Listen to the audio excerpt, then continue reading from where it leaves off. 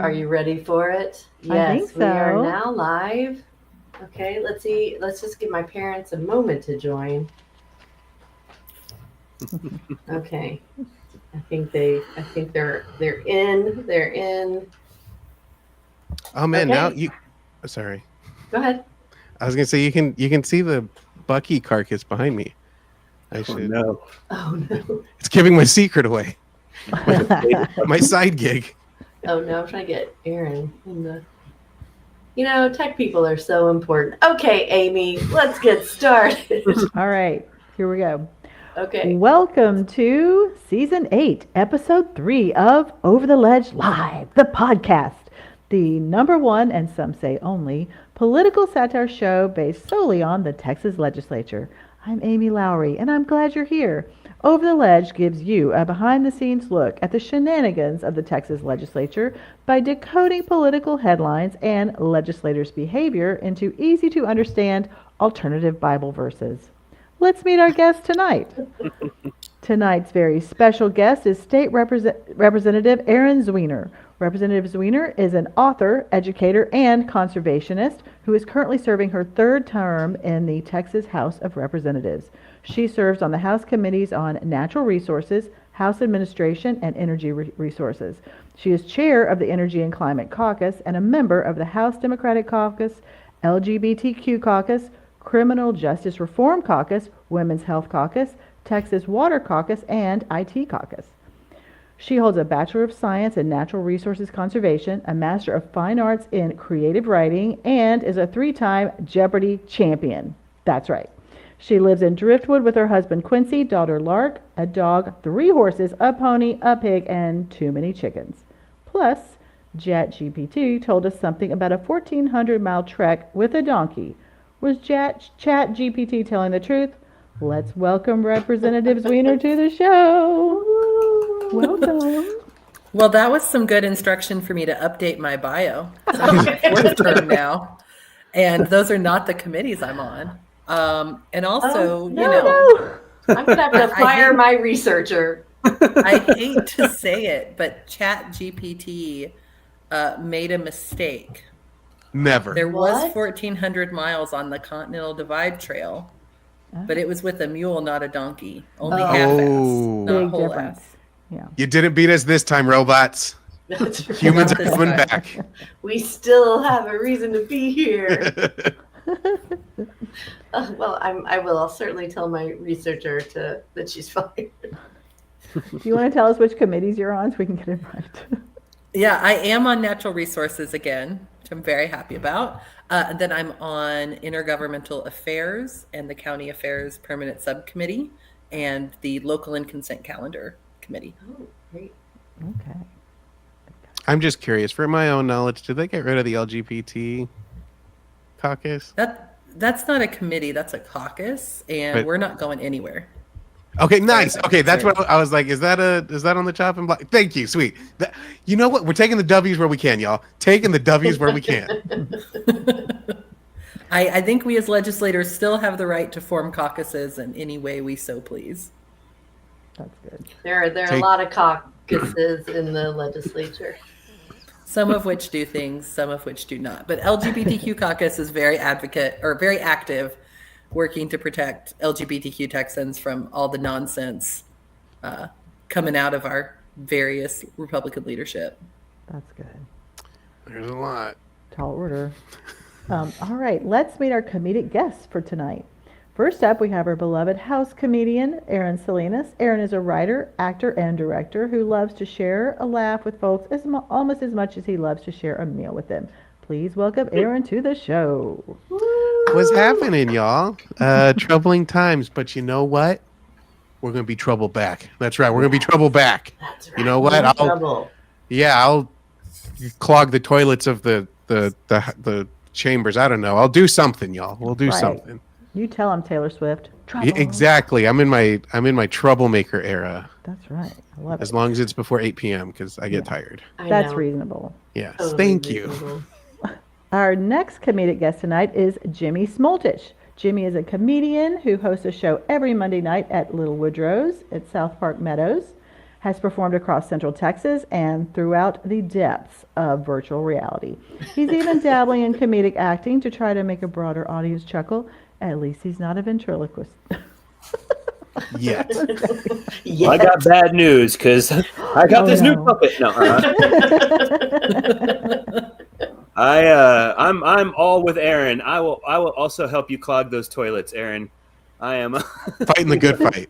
We'll go clog the toilets together, buddy. Right. We'll show them. Maybe like there's like vaccine choice. Maybe we need toilet flushing choice. Yeah. Right? Toilet flushing. I just want to say one of my favorite Jimmy stories real quick. This most recent Over the Ledge that we did, I was just looking at Jimmy and I was like, Jimmy, can you juggle? He was like, yeah. And then he just started juggling. I was like, of course you can. Of course.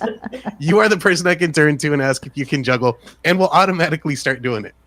Well, You need to work that into the show, the Exactly. I mean, you got to stay in shape somehow, right? Finally, we have the creator and the ruler of the Over the Ledge empire who needs no introduction. Stephanie, are you sure? Chiarello. Oh, thank you so much. I'm so excited to be here. And that's like, are you sure? Are you sure? Are you getting what you want? Are you sure? Did Okay. I see a BFF bracelet? You saw a Taylor Swift bracelet from my niece that says Bad Blood, and then I'm trying to bring in Mahjong bracelets because I've been playing Mahjong.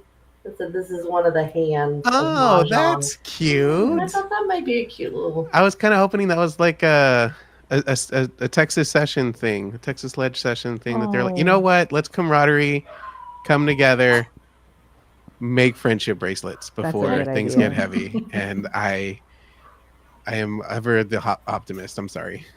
No, I please thought it be was the passcode optimist. to get into your phone. One more time, Jimmy. I said I thought it was the passcode to get into your phone. Oh yeah, just my So she never password. forgets it. Oh, and then you missed the third bracelet. This is some amethyst that Amy gave me for my birthday. Oh, A bracelet. Yeah, some of my bracelets. love that. Like Look at one of us. those. Yeah. Just a reminder, if you like what you're listening to, and who wouldn't, and you're in a position to help, please become a patron at whatever level is meaningful to you. It helps us produce this podcast and any live shows in the future. Sponsor us at whatever level is meaningful to you at patreon.com/join/overtheledge with no D. Now it's time for What's Up in Texas with our host, Stephanie Chiarello. Yay! Hey, what's up in Texas, y'all? I'm gonna tell you. Tell us.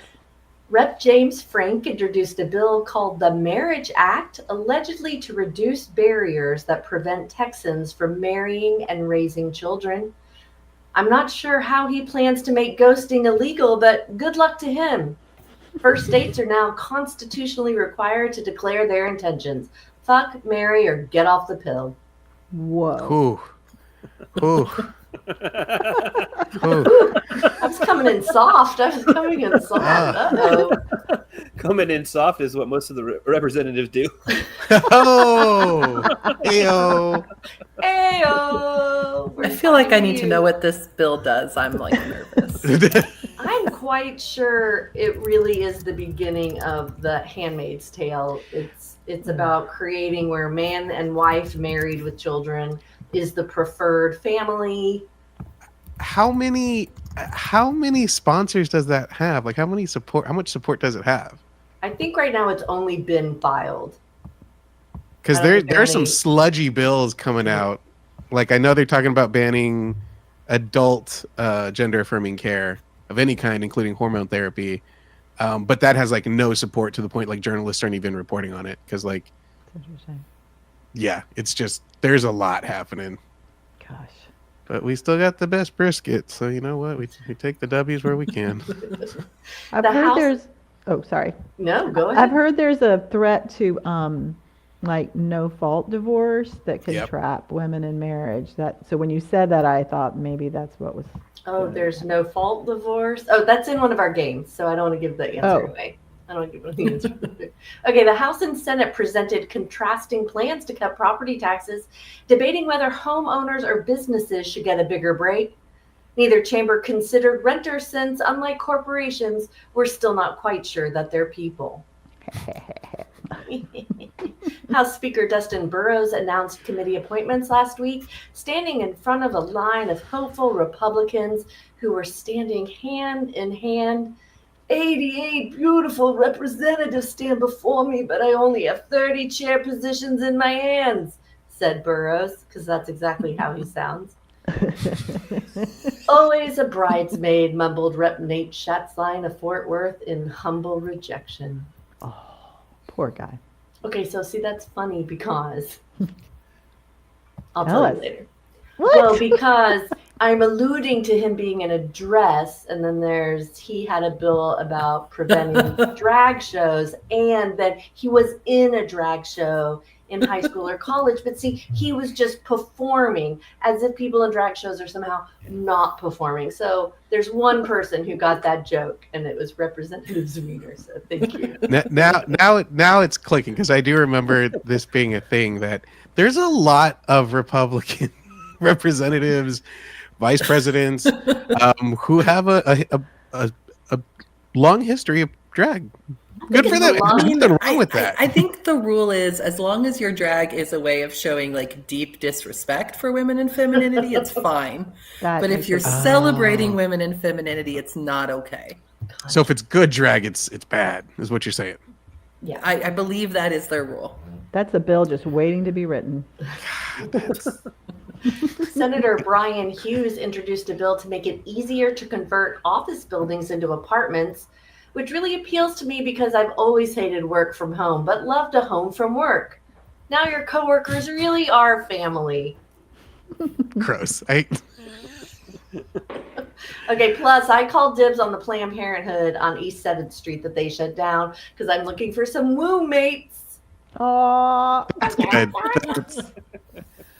And it's right next to Space Cowboy. So. oh yeah.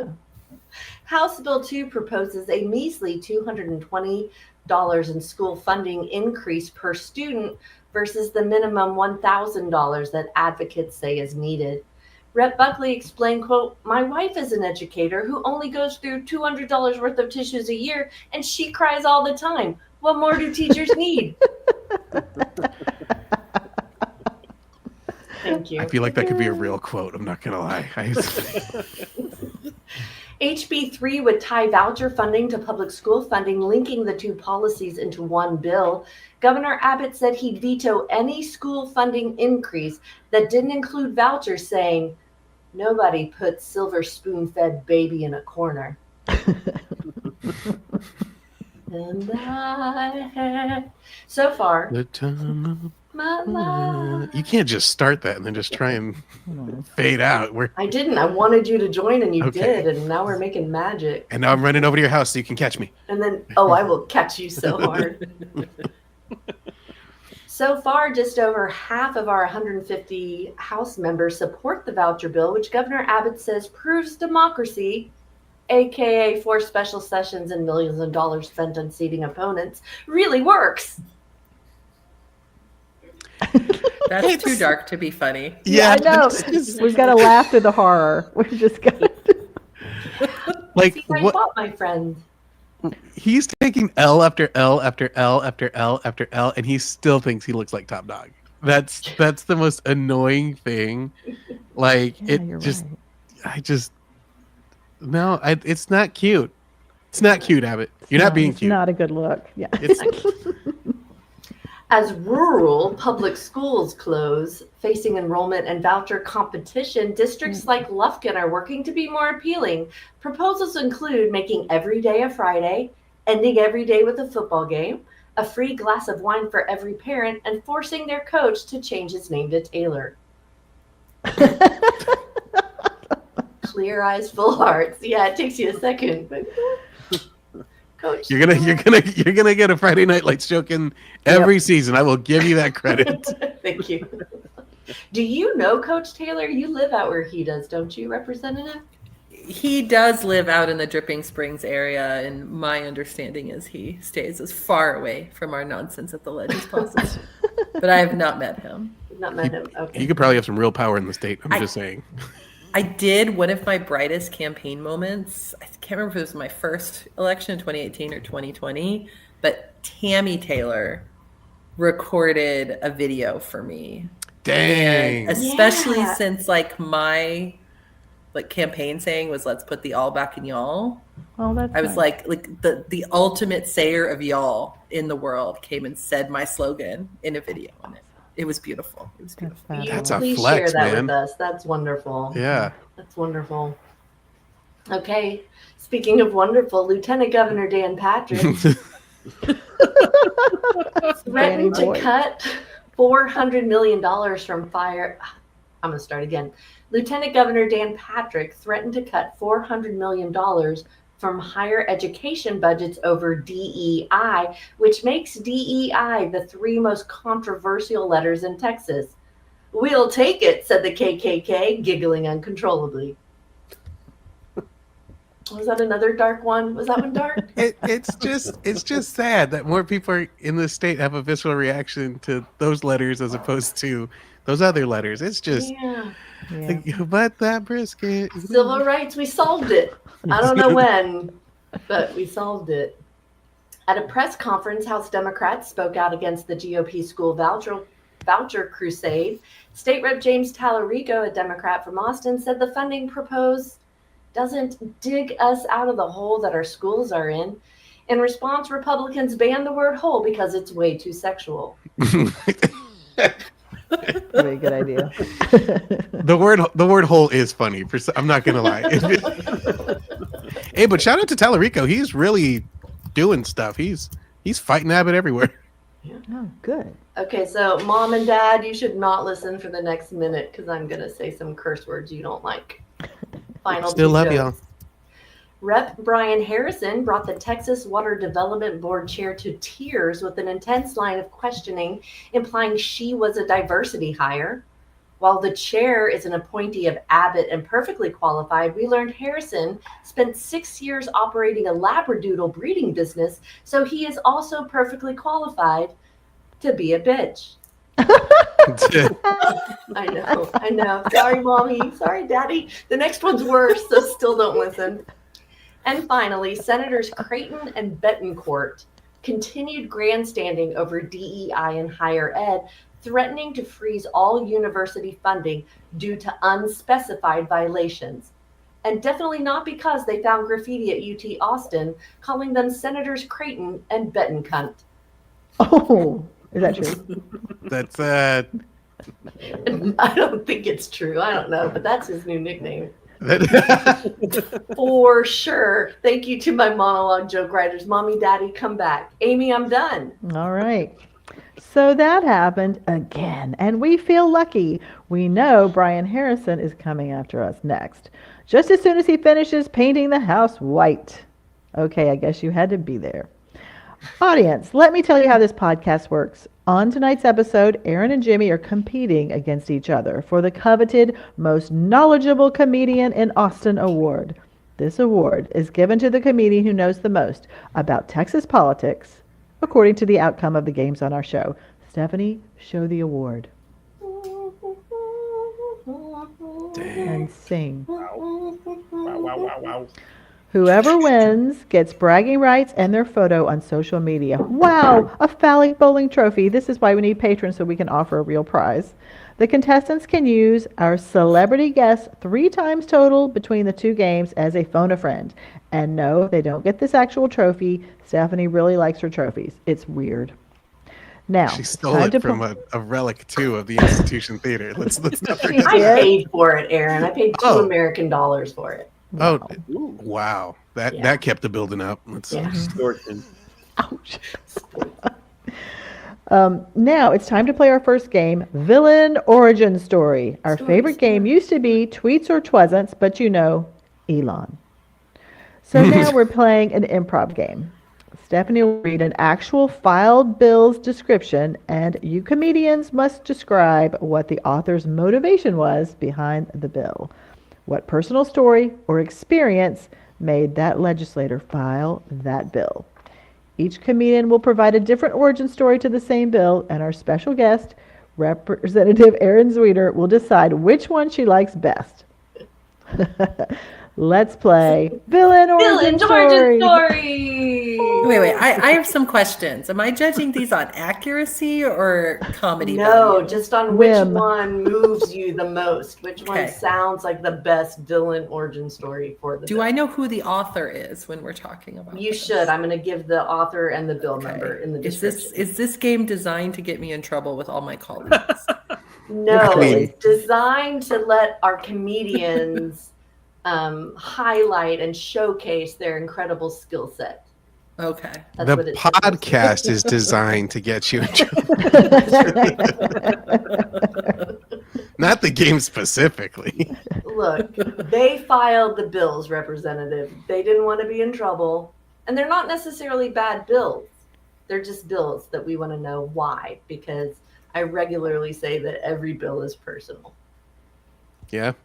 Okay, To- Jimmy, to you're some going to get to person. start, but you guys are going to give alternate stories to the same bills. This is different than last week, Erin. Oh, okay. Okay. Okay, so the first bill is House Bill 3401 by Brent Money, yes, his real name, would repeal allowing a divorce on the grounds of insupportability. And insupportability means neither party wants the marriage to continue, but none of the other reasons for divorce are applicable. Jimmy, why did Brent Money want this bill? What's the villain origin story? Just so I'm clear on it, it's a bill that says you can't get a divorce just because you want a divorce. There has to be some Correct. other reason. Correct. Oh well, Brent Money wanted this bill to pass because he actually took his wife's name when he married her, and his original name was Glasscock Sucker, and so he wanted to keep the name Money, so that's why I introduced this bill. Okay, Erin, do you need a description of the bill again? I thought you were going to say a description of glass cocks. I can only tell you about Um, glass ceilings and caucuses. But I just want to point out, Brent Money is also the one who's putting that adult trans bill on there too. This guy is just shooting sludge. He is just exclaiming. Also, two dudes talking about a divorce bill doesn't really is well played, Stephanie.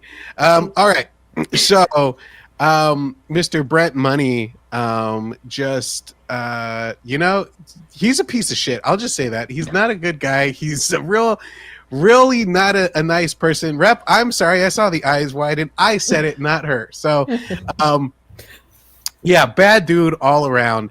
And so when he was in high school, everybody was like, Brent, you're such a piece of shit. Everybody's gonna divorce you. And then he was like, you know what? I'm going to make it so nobody can divorce anybody, and we'll see who gets the last laugh. And yeah, so that's Brett. I'm a bad dude. Money. Okay, Representative, your choices are Jimmy's story, where Brent Money accidentally took his wife's name and needs a way out, and then Erin's story, which is from a very young age, Brent knew he was going to prevent people from ever divorcing him. What is most entertaining to you? I've got to say, as somebody with the last name Zwiener, I'm really sympathetic to people being worried about the connotations of their last name. And I'm also, would really like to see more men take their wives' names. So I got to go with Jimmy here. Okay, Right. point Jimmy. Thank I'll take you. that. I'll take Great that. round. Great round. Next bill, Erin, you're going to go first. Okay. State Rep Andy Hopper, absolutely no relation to Sheriff Hopper of Stranger Things, filed HB 2657, which abolishes the Texas Education Agency and eliminates the position of Commissioner of Education, transfer powers and duties to the State Board of Education and the Comptroller of Public Accounts, and eliminates the public school accountability and assessment systems. Will focus on abolishing the Texas Education Agency. Erin, why does State Rep Andy Hopper want to abolish the TEA? What is his? He likes back- dumb kids. Let's be honest. He likes dumb kids.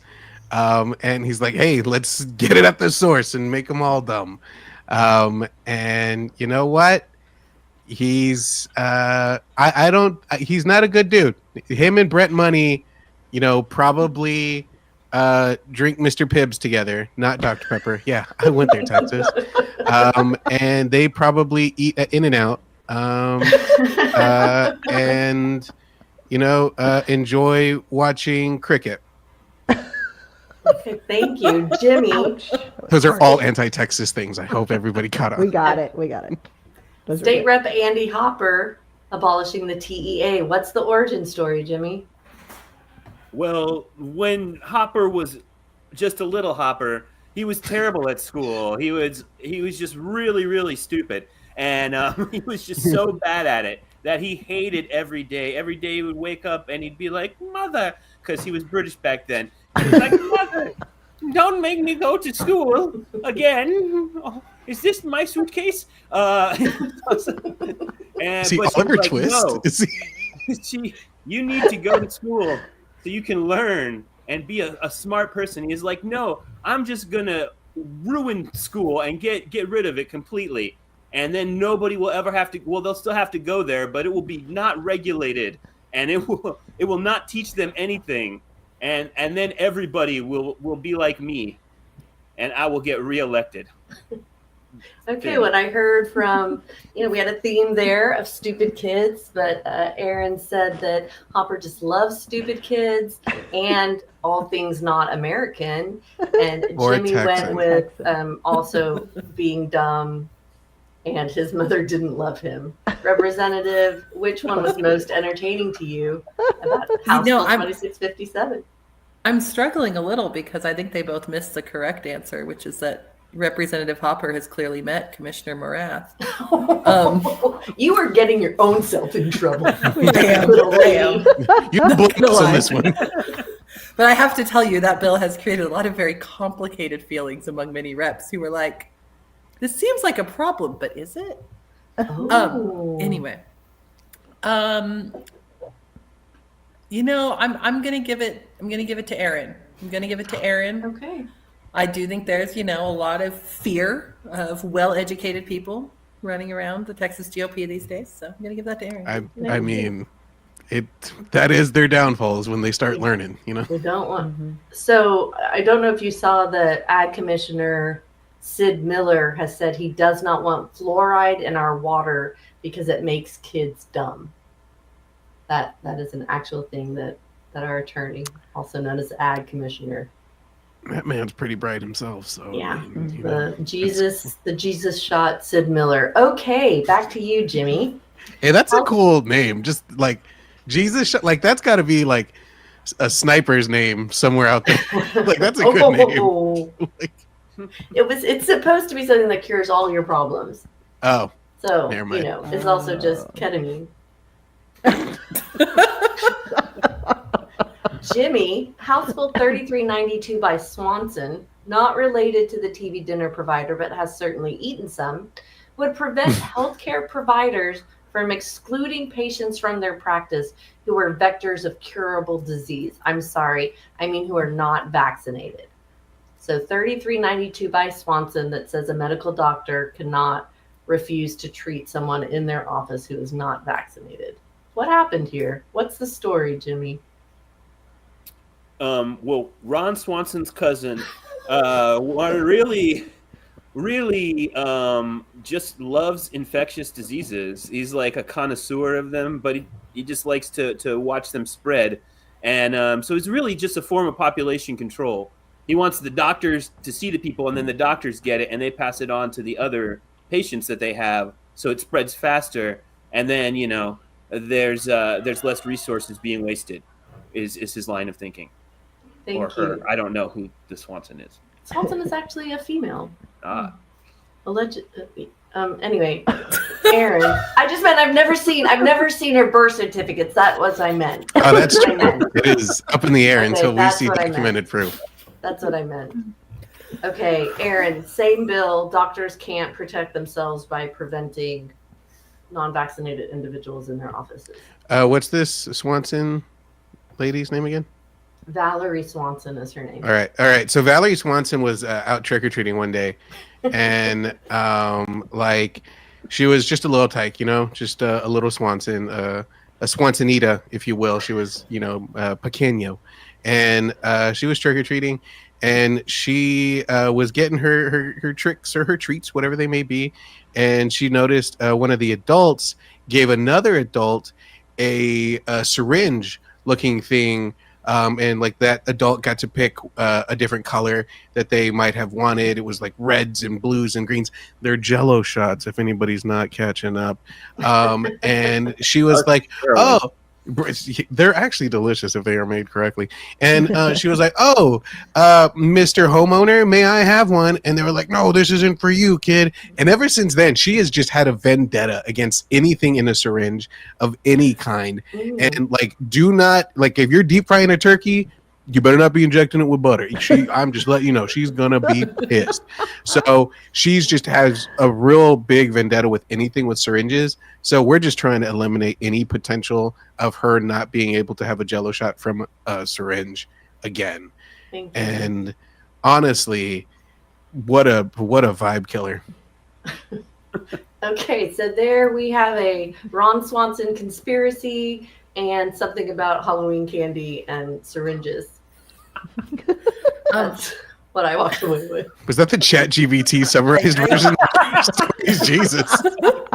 Something I'm watching the time. I have to say, a vendetta against Jello shots makes as much sense as anything I've heard argued for this bill. So I'm going to go with Erin's story here. Okay, shots. I like the specificity. Yeah. Okay, this was a 6-question game, but we're going to make it a 4-question game. This is the final question. It's the most important question. I guess, Erin, it goes to you first. All right. House Bill 2842 by Rep. Erin Zwiener, no subtext at all because she's literally the guest on our show right now, that permits control by lethal means of white-tailed deer in certain areas. Erin, what is the backstory? What did the representative experience that made her file this bill? Go.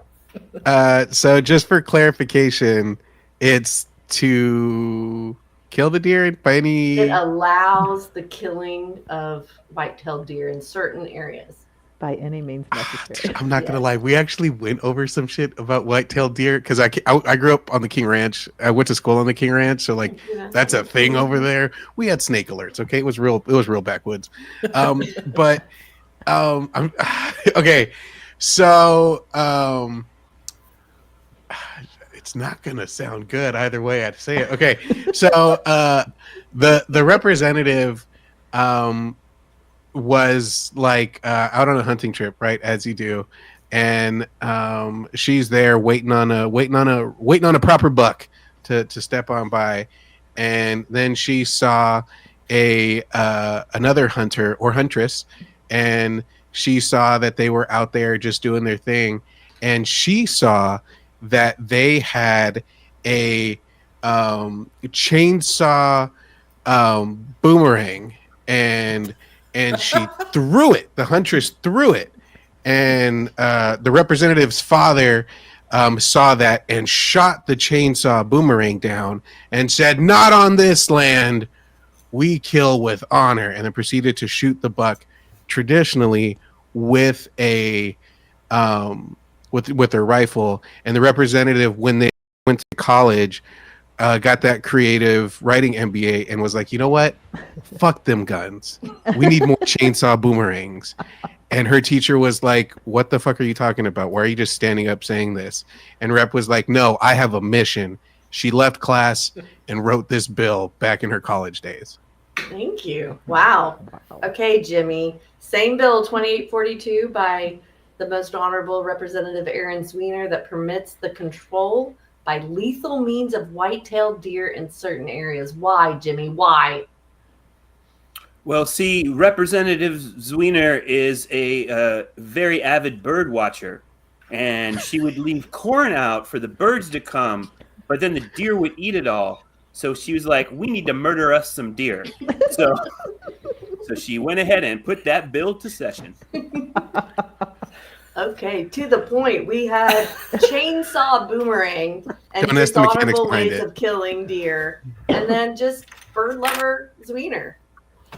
Well, this is quite earnestly, a couple weekends ago, my highlight was going out with my dad to Common Fords Park on the west side of Travis County and finding a red-naped sapsucker, which is about 200 miles outside of its range. We usually have the yellow-bellied sapsucker.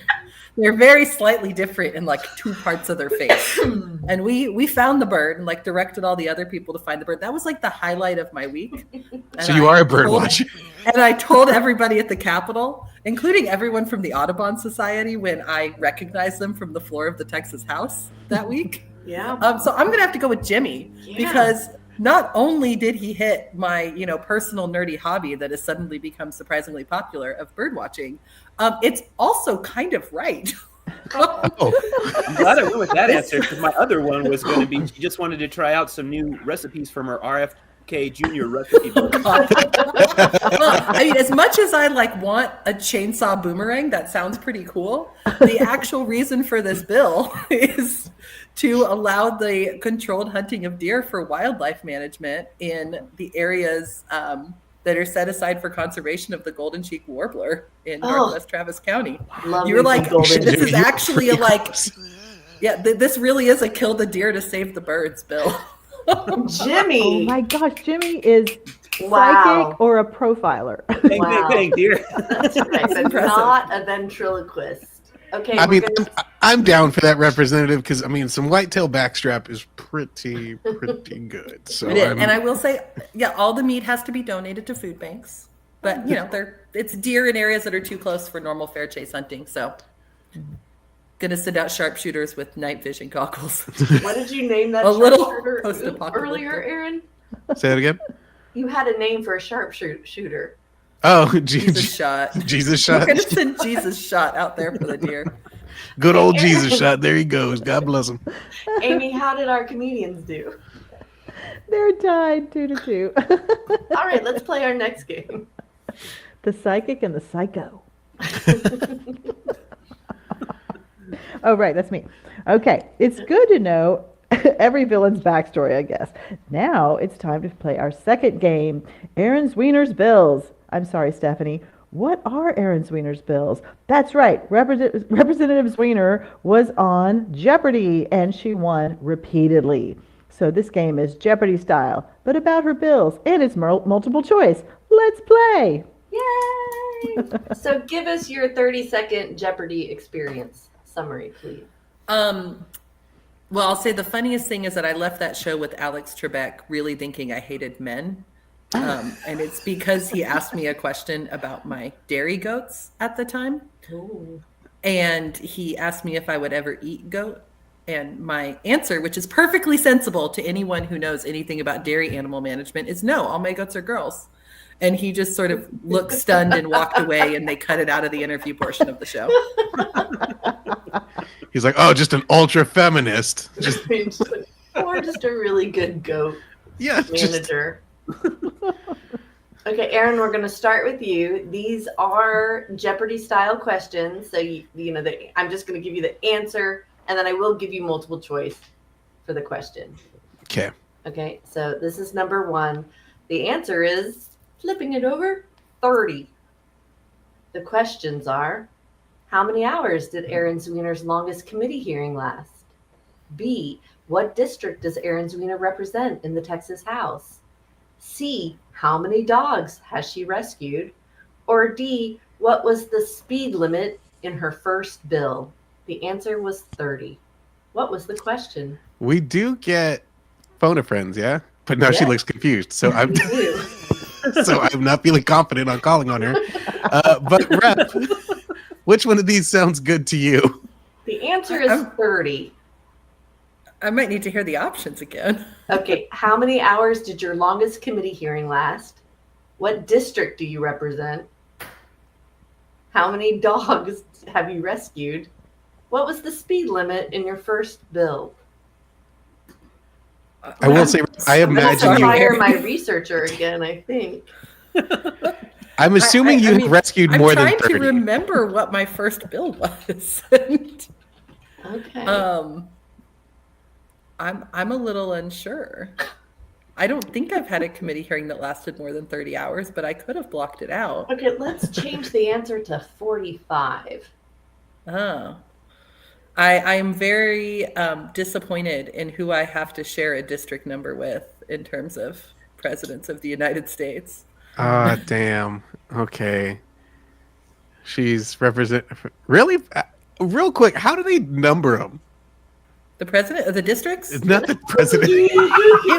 It was sort of roughly east to west at some point, or they sort of like went in a loop around the state. But then whenever we go through redistricting, we have to move people around. It gets weird. But I actually am right in line with like the Central Texas district. So Central Texas just ended up in the 40s the first time they went through it. Because I looked up Brent Money, more about him, and he represents District 2, and I'm like, how? But they're way up there. Like, I was like very confused how they start. So now that you're saying east to west, 1 makes and sense. 2 and 3 are like up in that corner, but then Houston is really high. So I sort of think they went in like kind of like they tried to toilet bowl it, kind of. But the thing is, like, you'll end up with like a Fort Bend, or maybe not a Fort Bend, but like you'll end up with like districts moved around the state. Yeah. Because like you'll have too much population growth in one area, so they'll have to move a district in, and they'll pull it from wherever has too low of population. She's district rep 45. Yes, thank No you. relation to President 45. No relation. So correct. And I will talk to AI about writing a better joke.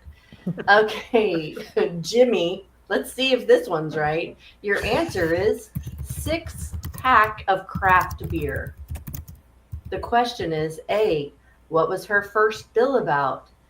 B, what did she help make legal for Texas breweries to sell to go? C, what did Zwiener once use to convince another legislator to support her honeybee bill? Or D, what is her go-to debate prep beverage? And the answer is 6-pack of craft beer. Well, I've had to prepare for things like that before, but I think she might be more professional than that, and me in general. Let's see. I don't know. I'm going to phone the representative. Well, I'll say first of all, I'm a bad German, and I do not like beer. Oh. I'm a bad German Texan. I will also say that the craft beer part of this is really essential.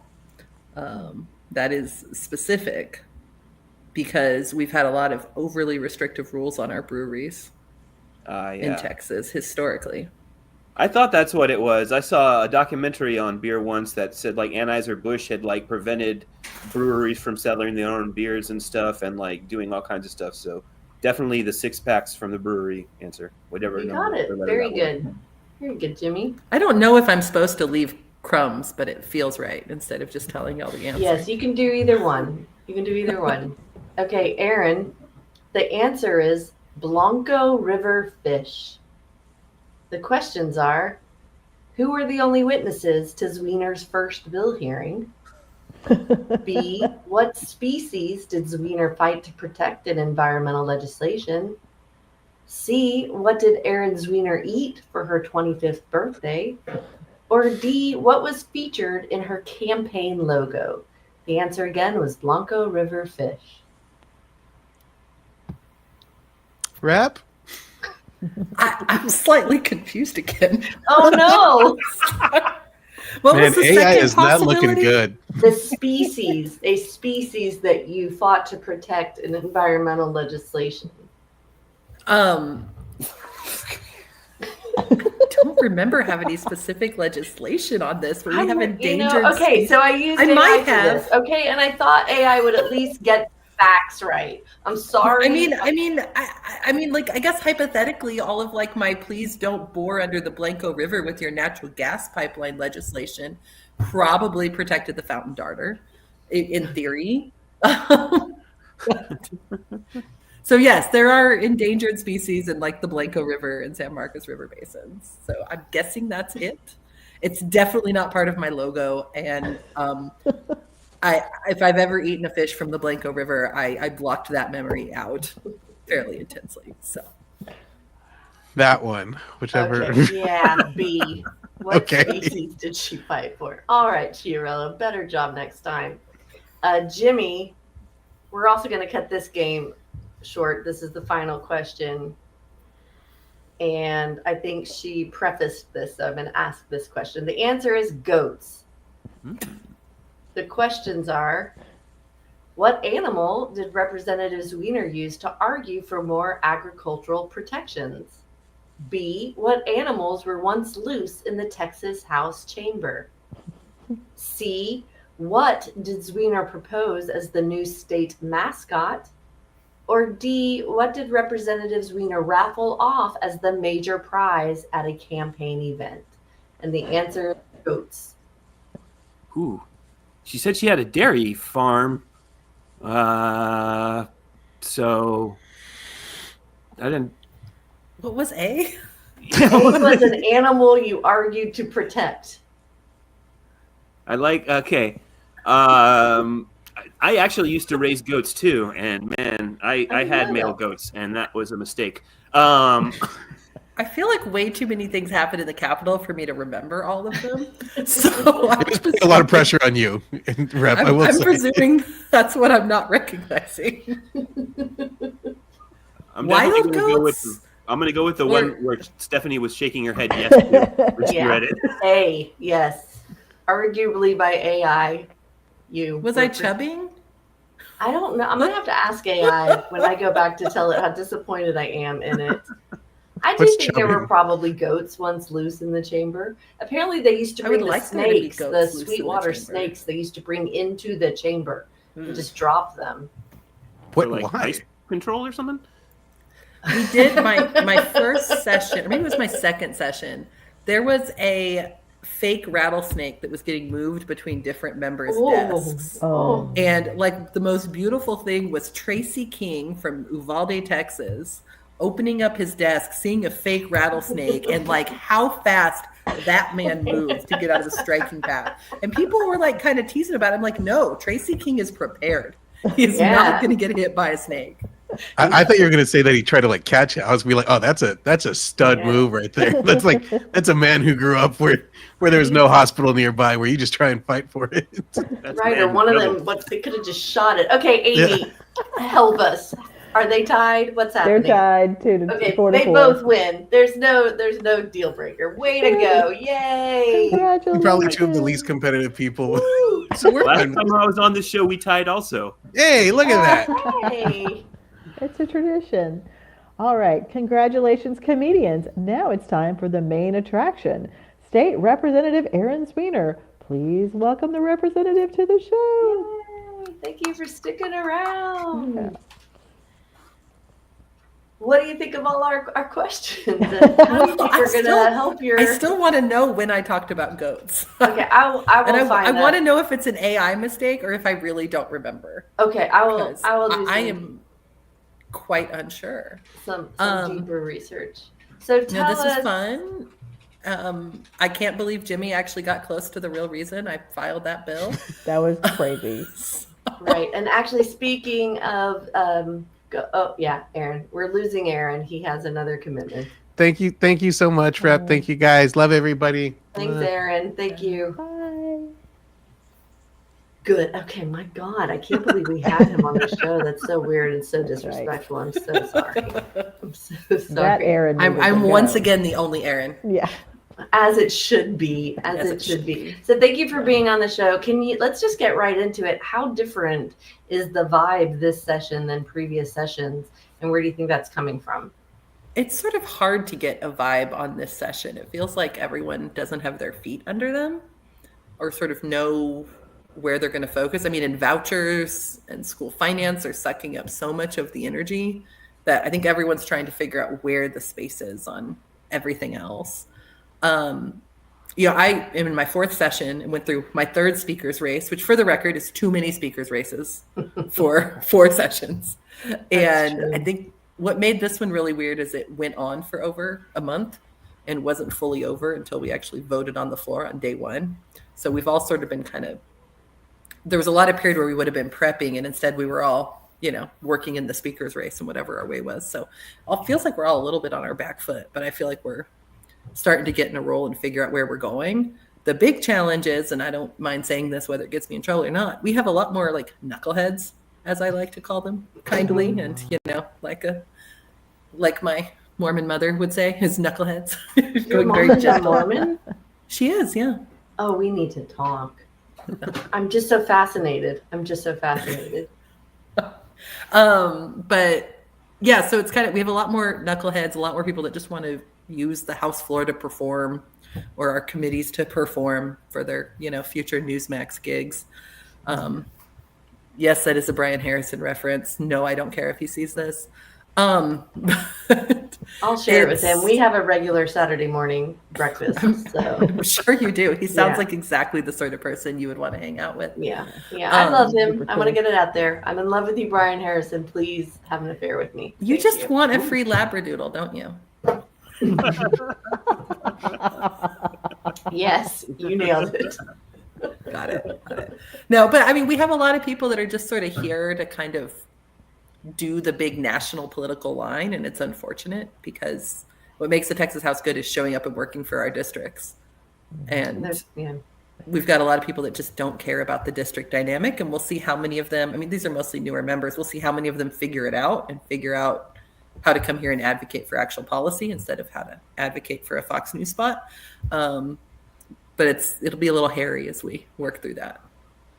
I haven't formulated this question all the way, but I'm going to try really hard. So I think what members of the public see is the really polarizing rhetoric. And I know that behind the scenes, y'all are better friends than we think you are. But at the same time, you are talking about, oh no, I might get in trouble. Oh no, I might get in trouble. So how are you balancing your relationships and trying to find your pathway to pass your legislation? Like, I know I haven't asked a question here, but I mean, there's this fear, like, what are you doing? How are you functioning?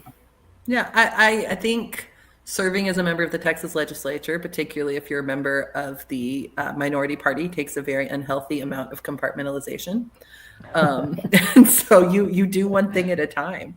Now, I was part of a bipartisan meeting earlier today on just issues facing fast growth counties. And there are people on there that I have fought tooth and nail on other more partisan issues. But you sort of work on the things you can and you put aside the things you can. I think the important thing, well, I mean, first of all, I would say there's more than one way to be a member of the Texas House. And there's more than one good way to be a member. And some people are going to be the messenger, the communicator, the person who's out there kind of pushing rhetoric. And that's valuable. Some people are going to be the insider that's pushing bills and can get a lot done for their district. And that's valuable. And some people are going to be shit stirrers, for lack of a better word. Their job is to try and blow stuff up. And I think what I've found hard about being in the legislature is I would both like to be a troublemaker when the times call for it. And I would also like to be able to figure out how to get some stuff done. And so for me, it's, really letting go of caring what my name is on and the areas where I really want to influence legislation, being like, okay, that's not my place to cause trouble, but everyone can know I cause trouble over here and respect that. But then, when I go into some of these issue areas where I'm trying to build consensus, I don't get to go in there with a flamethrower. I have to go in there, willing to work together. And I think the other thing you have to do if you're going to cause some trouble on the floor, when you do come to work productively on things, you have to know twice as much as everybody else in the room so that they need you. So that's kind of how I try to navigate it. So you have to know 4 times as much as everyone because you're a woman and you already have to know twice as much and then elevate it. Yeah, take that, Alex Trebek. Okay. And to continue to paraphrase the quote, luckily this is not hard. Do you think that members of the majority party have the same philosophy that we're going to come together here, but we're going to disagree there? Because I'd argue they hold grudges. I think it depends on the member. I really think it depends. But what I will say is almost every member of the majority party, almost every Republican, finds some local issue where they need to break the party line. And when they hit that issue, the votes they need are not on their side of the aisle. They're on our side. And so they know they have to work with us. What is your top priority this session? And do you want to talk about the Energy Caucus? I hate that question so much. Okay. Every time, but that's okay. bill? I'm really bad at having single priorities. Okay. I care about lots of things, but I would say at a macro What level. three bills are in the middle? Kind of just, what do you just kind of, I care about it, but whatever. Oh, I mean, I would say things I'm working on that I care a lot about this session. One is trying to unwind multi-county district courts in Hays I County, don't have which any is a idea what that really means. nerdy issue, and it's really in the weeds, but long story short, it will make it easier for people to get in front of a judge more quickly, and it will make it easier for us to not have people sit in our jails for a long period of time if we can fix it. So working on that. And then I'm really working on a new driver's license office in Hays County, which would serve the entire Central Texas area and help all of us because it's a freaking nightmare to get an appointment. And then I'm really trying to find a path for Hays County to have more say over water conservation and new developments. That's actually my number one thing. I just don't have a neat answer for how to do it. And that was, part of what my meeting earlier today was about, figuring out something people could get on board with in a bipartisan way to make sure that we don't have a million new subdivisions popping up in Hays County with St. Augustine grass in front of every single one that needs to be watered all summer because we don't have the water for it. So those are my biggest priorities. And you mentioned the caucus. Yes. I started the Texas Energy and Climate Caucus. I can't remember what our exact numbers are now, but we are bipartisan. We're, pushing, we're around 50 members somewhere. And I think we're currently about a third Republican, 2/3 Democratic. I sometimes joke we are exposure therapy on climate change for the Republicans. We try to be like, we're going to be like 90% cool technology. Look at this hydrogen.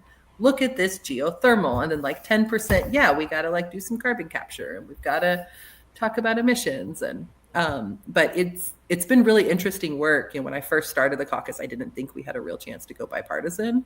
Okay. And the stuff that shifted is mostly economic, and then weather based. One is weather started to get extreme enough that people started to take notice in a different way. But second, that there's a lot of money to be made in renewable energy, and most of that money that stands to be made is in Republican districts. And they're pretty interested in making it. And so those doors started to open. So I'm really proud of our work. I'm really proud of us getting a bipartisan group together. We have a whole bunch of attacks on renewable energy in the legislature that are mostly driven by culture war style hostility to the word renewable. But we've thus far managed to hold pretty strong in stopping those attacks with our coalition. Are you old enough? Do you remember the Challenger space shuttle blowing up? I went to Krista McAuliffe Elementary School. No, you didn't. In Highland Village, Texas. So we talked about it a lot. Wow. I don't remember it exploding. I think it was, what was it, like 84? 86, I think. 86. Yeah. So it was a year after I was born. Okay. But I met her mom. Wow. She came to our school. Okay, I just listened to so I am old enough to remember, I was in the classroom watching that, but I just listened to a podcast and it was talking about what the engineers were saying versus what the people who ran the corporation were saying. And so that was making me think a little bit about what you were talking about with renewable energy and economics talking. Great segue, Stephanie. So was it the O-rings? I think it was the O-rings. It was the O-ring. Yeah, so I listened to the podcast, and like I said, I am the generation who watched that and who prepped for that. So I listened to the podcast, and then so you were watching it live? I watched it live. A lot of kids watched it live in your school. Yeah. So we all watched it. It was terrible. Yeah, we all watched it. And teachers cried, and then we were like, "Oh my God, that's real!" It was really. Sorry, go ahead. Yeah, no. So then they were talking about this other documentary special that was on Netflix, and I tried to watch it. And I started crying just watching, I just could remember watching it and thinking about this. So anyway, this has nothing to do with anything other than, trusting scientists, I think is what I was trying to get out there. So earlier, before we started the podcast, you were speaking talking about of trusting scientists, please get a measles vaccine if you haven't had one. Anyway, continue. Thank you. Okay. Thank you so much. You were talking about pranks earlier and how that's keeping you going. Can you tell us any stories about fun pranks from previous sessions that were roariously entertaining or just entertaining? I'm not sure if I remember session pranks. I mean, I'll just go ahead and tell everyone, y'all. Stephanie texted me shortly before the show to be like, "You're joining, right? You're going to see you at 7:15." And I just responded, "Huh?" And then waited until it hit red, and then She I did. hit She send got on me. my I was like, kidding oh. message. No, I come from a family with a lot of pranks, and I just like enjoy messing with somebody's head for a couple minutes. I try to not take it too far and like get them into a troublesome space, but I feel like somebody told us about someone telling a member that a senator wanted to see them, and then they sent the member over to the Senate, and then of course that senator was like, "Why are you here?" I think I remember that. I'm trying to remember who was involved. Yeah. But I'm trying to remember if I was part of that, actually. I did get our previous House Administration Chair, Will Metcalf, was very invested in strict following of the rules. And I walked up to him on the floor one day and I was like, Will, someone has water because we're not supposed to have any liquids on the floor. And he like stood up and was like, where? And then I pointed at the speaker's podium and it was the speaker's water. And he went, oh, and like gave me a look. Wait a second. Like, he's not going to go. The speaker is allowed to have water, but the members are not? The speaker works long, hard hours at the dais, and as members can walk into the members' lounge at any moment. So I understand some uneven enforcement there. Okay, so I understand we're also not supposed to take pictures from the gallery or on the floor, but we certainly see video from the floor. Where is that coming from? And how can I get more of it? Yeah, I think the issues are over questions of what can be used to campaign more than anything else. Oh. And the idea is anything that's sort of equally available to the public can be used for campaigning. So I don't think the issue is the gallery as much because the public can enter the gallery. The issue is like people taking videos on the floor and using to campaign. However, as you have noted, many of our members are pretty blatantly flaunting that rule. Cough, cough. Are we talking about Brian Harrison again? that lady that Lozano let on the floor. Here I am. Well, I can actually say the next day I was on the floor, or I was on the floor when another member happened to be bringing a group on, and he was explaining to them, you may take pictures, but I can't have you take any videos because we all just got lectured about it because of that woman. Oh, jeez, yeah. But yeah, we're not supposed to campaign using state property. And so the issue is if we're taking videos of something only we have access to, and it being used in a campaign space, that's a problem. Theoretically, the same problem is there with photos. I just don't think the hazard is as big. You said you're a founding member of the LGBTQ caucus. You seem to be those members, people within that group seem to be the target constantly of bills. What do you think is going to happen this session, and how are we going to appropriately compartmentalize to survive? Well, I'm appropriately compartmentalizing by listening to a lot of medieval history and remembering that we mostly don't burn people anymore, and that we're doing a little better than we used to. That's some of like my coping. It's being like, oh, look, they used to like behead and burn people regularly. So progress.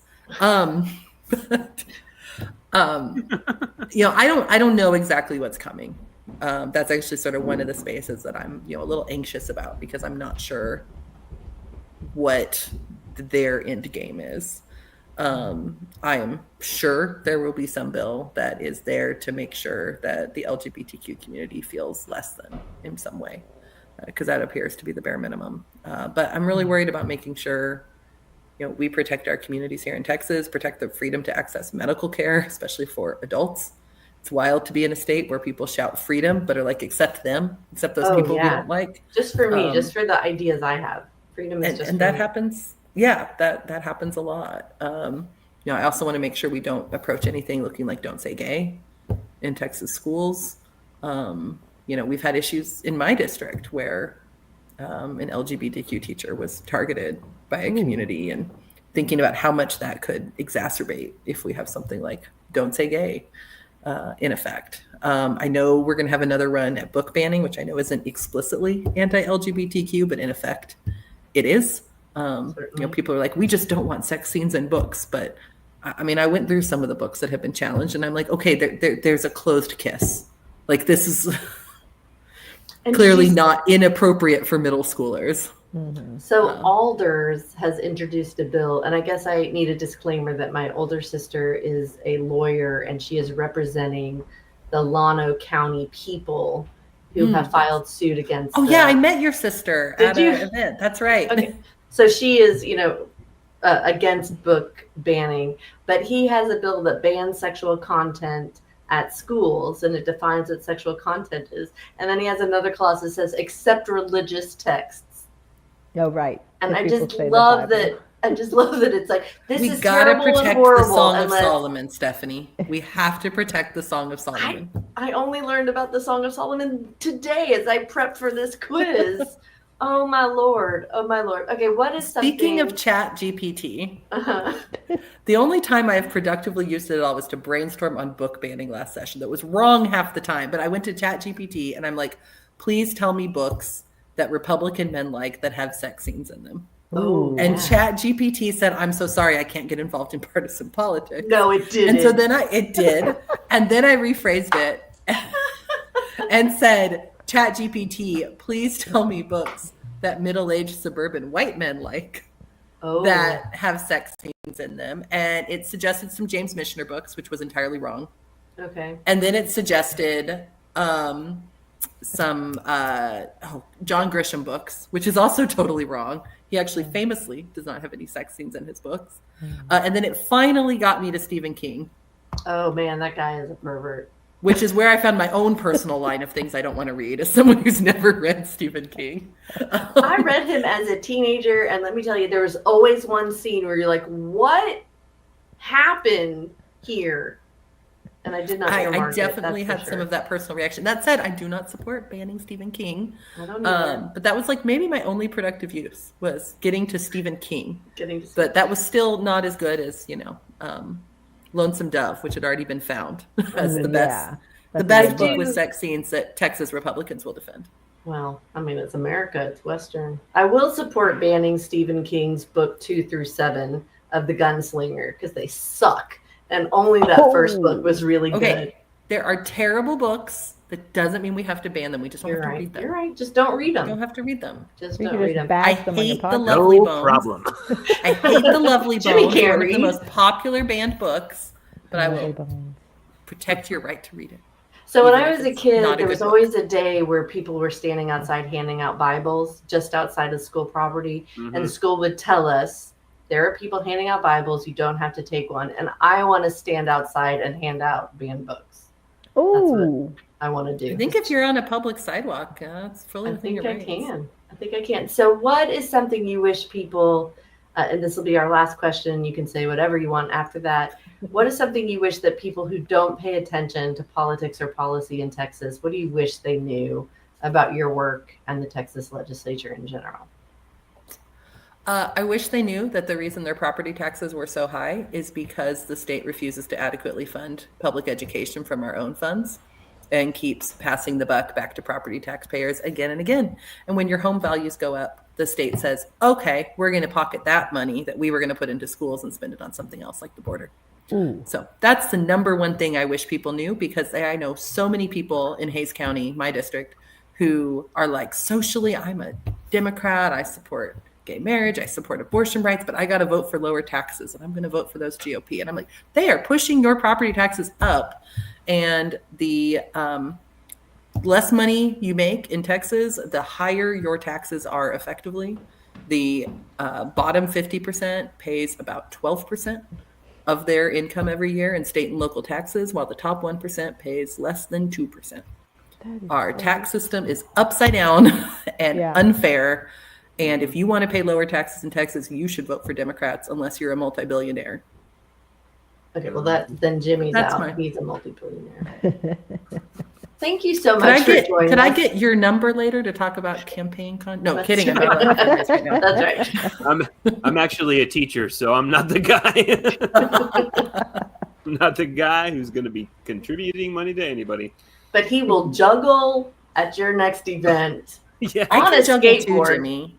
Jimmy can Yeah. skateboard. Amy can sing. I can be I was in awkward. juggling club in high school. No, you were not. Yes, I was. Yes, I was. It's actually impressive. I can't The do it. I club? wish I could. Only men. We had I only a juggle juggling men. club. I have a very, I got like very slow drive-bys from the Rollingwood police in high school at my 16th birthday party because we were juggling torches in the middle of the street. And of course, Rollingwood has like 2 cops on at all times, and it's a tiny city, so they're like, "Well, here's our trouble for the night." Did you ever learn how to do those, like, those balls of fire? No, you just. I wasn't that cool. Cool. That is very. It tells cool. you something that I classify that as cool. I classify it as cool. Okay, Amy, get us out of here. Thank you so much, Representative. Thank you so much to our special guest, Representative Zwiener. It was awesome. Thank you to our comedic guests, the absentee Erin Salinas and Jimmy Smoltich. Jimmy, where are you going to be performing next? Where can we find you? I actually might be going to a house show right after this and doing a set at my friend's. So if you guys know Chris Castles, go for it. I do know Chris Castle. Run, Head go over on. to his house and you'll see me. Thank you, Jimmy. Oh my gosh. And let's see. Stephanie, do you want to tell us where you will be? I got nothing. I got the Texas Ledge right now, and this. I have another podcast called Cap Chat Texas, which is nonpartisan, not political, where we just try to do a little bit of an oral history of people who have worked at the Capitol. I need to get booked. I want to do 2 shows a month, so I got to get some in March. That sounds good. And Representative, where can Zwiener, people find you next? Are you going to be juggling or speaking anywhere soon? Y'all can find me on the House floor and in the Natural Resources Committee meeting next week. And I'll be speaking at the KBAD Forum on March 30th. I'm not joking, and maybe you will be the sponsor if I can't get my boss to be the sponsor, but I want us to do a legislature talent show in the auditorium. No cameras, nothing. We're just anybody who has a little talent. We get up on that stage and we have a good time and we build. There are cameras everywhere. Not in the auditorium. Someone will pull one out. And I know a Jesus shooter who can take the cameras out. Amy, Can't you just go to Vinton's karaoke? I should. I should just do that. Just do that. Amy, what do you got going on? I don't think I have anything shows coming up yet, but I'll let you know. Well, thank you for your commitment to Over the Ledge, the live podcast. My pleasure. Okay. All right, and thank you to Over the Ledge humble and gracious leader Stephanie Chiarella, who has been parting her hair down the middle for weeks now, and still no dates. You make I yourself was so told mean. I was told that a side part was out. I've been doing the middle part. No change. Nobody's even noticed. No, you look like Laurie from the Partridge Family. You look awesome. Jesus Christ. You youngsters won't know that. And let's see. And that's our show. If you like what you heard, please subscribe to our podcast wherever you get yours. Like us on Facebook, Twitter, Instagram, and now TikTok as @OverTheLedge. Thank you, everyone. Bye. Thank you, Representative, so much. Thank you so much. So much. Representative Zwiener was Thanks, awesome. Jimmy. Thanks, Amy. My Thank pleasure. you.